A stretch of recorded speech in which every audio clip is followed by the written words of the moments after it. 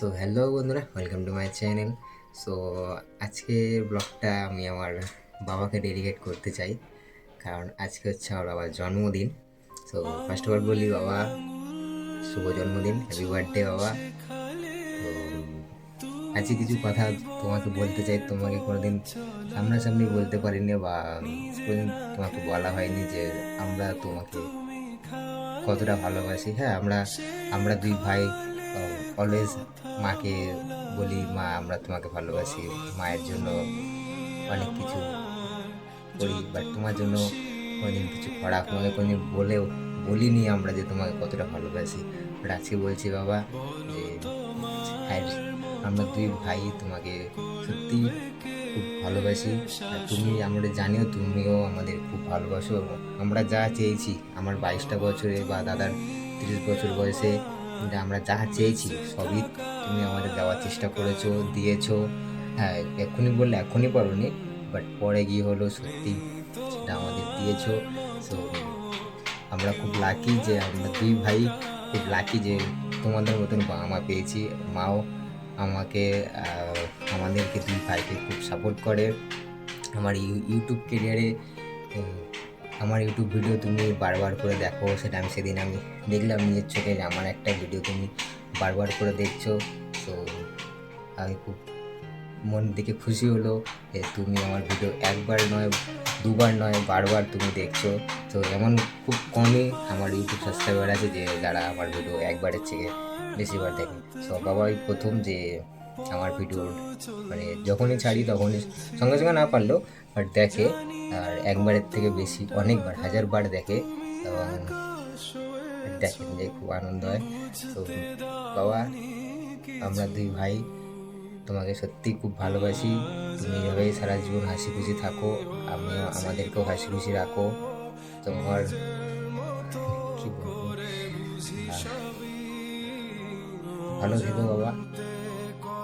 আর কি আর আমার মা বাবার জন্য ফেভারিট রান্না করবে, আজকে নিরামিষ যেহেতু, তো ওই জন্য দেখি সন্ধ্যেবেলা কী রান্না হয় না হয়। তো তো আমার বাবার মতন বাবা খুব ডিফিকাল্ট, কারণ আমার বাবা মা সত্যি খুব ফ্র্যাঙ্কলি, যা হয়তো আগে ছিল না এখন হয়েছে। বাবা মা সত্যি খুব ফ্র্যাঙ্কলি, মানে আমি যেটা বলি বা বলি যে এখানে যাবো ওখানে যাবো, বাবা মা খুব তাড়াতাড়ি ছেড়ে দেয়। আগে বললে হয়তো একটু করতো, ছাড়তো না, বাট এখন বললে ছেড়ে দেয়। এখনও একটু করে, বাট ছেড়ে দেয়। বাট অত করে না, ছেড়ে দেয় আমাকে, সব জায়গায় যেতে পারি, ফ্রিলিভাবে ঘুরতে পারি, ফ্রিলিভাবে মা বাবাকে সব বলতে পারি যে এখানে গেছি, ওর সাথে গেছি, করেছি সেটা করেছি, বলতে পারি, ফ্রিলিভাবে বলতে পারি। তো এমন না যে লুকিয়ে চুরিয়ে কিছু করি, আর যা করি বলে টলেই করি। যেখানে ভুলে যাই, এখানে যাচ্ছি এর সাথে যাচ্ছি, ওখানে যাচ্ছি এর সাথে যাচ্ছি, সব করি।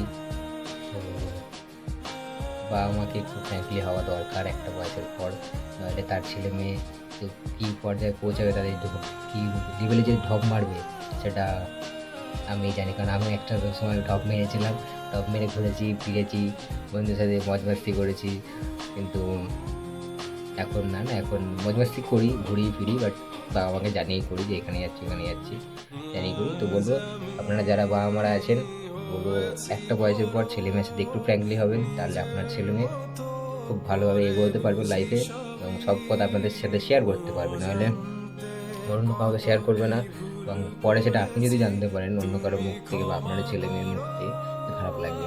তো একটা বয়সের পর একটু চেষ্টা করবেন যে ফ্র্যাঙ্কলি হওয়ার ছেলে মেয়ের সাথে। আর আমার এই ব্লগিং কেরিয়ারে বা আমার এই ফটোগ্রাফি কেরিয়ারে বলো, বা আমার এই 22টা বছরের কেরিয়ারে বা আমার এবং আমার দাদার, আমাদের তিনজনের খুব টোটালি অনেকটাই সাপোর্ট রয়েছে। এবং আমি যবে থেকে বলেছি আমি ফটোগ্রাফি কাজ করব বা ফটোগ্রাফি আমার সব। তো বাবা, এই ব্লগটা তোমার জন্য, এই ভিডিওটা তোমার জন্য, তোমাকে স্পেশালি ডেডিকেট করা এই ভিডিওটা। আমি জানি তুমি ভিডিওটা দেখবে।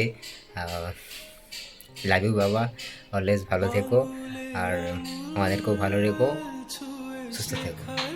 রেসিপি রেডি হচ্ছে, তো এখানে পোলাওয়ের চালটা আর কি ভিজিয়ে আরও কী সব করে রাখা রয়েছে, মা ঠিক জানে, আমি ঠিক জানি না। তো মা আসুক, তবে মাকে জিজ্ঞেস করছি। তো এরপর এটা বসানো হবে, সেদ্ধ করা হবে, তারপর এটা নাকি পোলাও হবে। দেখা যাক কী করা আছে চালটা এখানে। চালটা ধুয়ে একটু ভিজিয়ে রেখে তারপর হচ্ছে এর মধ্যে নুন চিনি একটু আদা ঘষে আর কিশোরী রং দিয়ে মাখিয়ে রেডি করে আছে। তো এটা তো এটাকে গ্যাসে বসালে সেদ্ধ হলে পোলাও রেডি ওটা? না, তাহলে এরপরে তেল দিয়ে এটা চাল নাড়িয়ে ভাজতে হবে, তারপর গরম জল করে দিয়ে মানে অনেক কিছু বাকি আছে এখানে। এটা চালটা শুধু রেডি। চালটা শুধু রেডিমেড রেডি করা আছে, তারপর আর অনেক কিছু রেসিপি আছে যেটা মা ভালো বললো, আমি এটা জানি না। তো দাও বাকি বাকি দেখাচ্ছি। পনিরের রেসিপি হচ্ছে মশলা এখানে কষছে, আর এখানে পনিরটা ভাজা রেডি, পনির ভেজে এখানে মশলা কষছে। কোনটা দাও?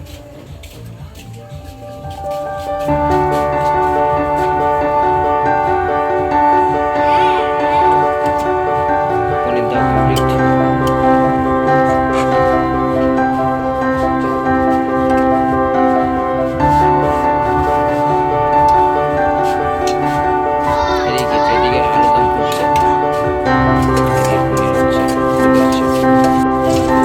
এবার পোলাওটা হবে।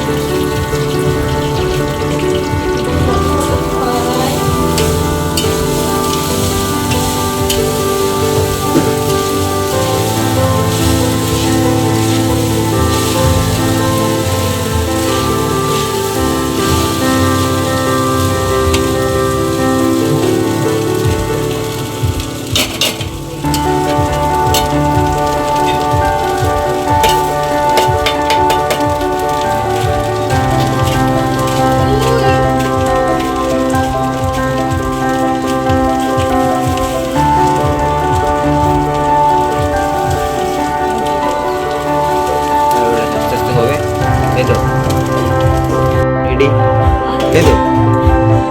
পোলাও রেডি, আর একটু বাকি আছে।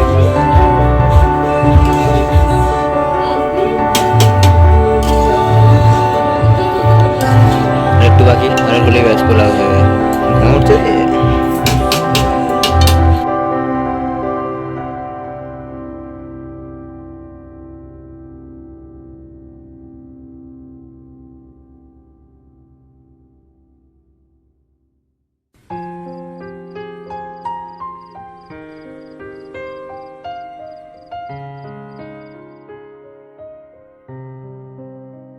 আঙ্গুলে আঙ্গুল ছুঁয়ে শেখালে তুমি জীবনের পথ চলা, নিজে না খেয়ে তুমি খাওয়ালে, শেখালে কথা বলা।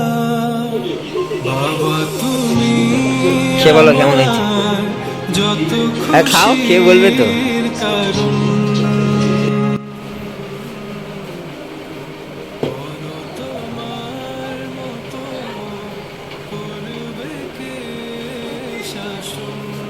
ভালো হয়েছে তো? শুধু পোলাওটা খেলে বাদ বাকি গুলো তো খেতে হবে।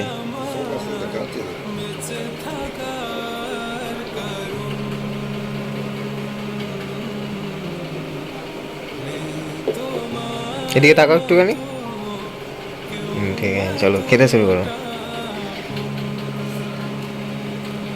এই মা সব রান্না করেছে। মাকে বলো কিছু, বলো। মা সব করলো যে, মাকে কিছু বলো। তা বলো ভালো হয়েছে। মা কিছু বলো এবার। শুধু ব্যাস বললে হবে? কিছু বলো। ভালো হয়েছে এটাই। ঠিক আছে চলো, তাই হবে। বাবা খেয়ে নি।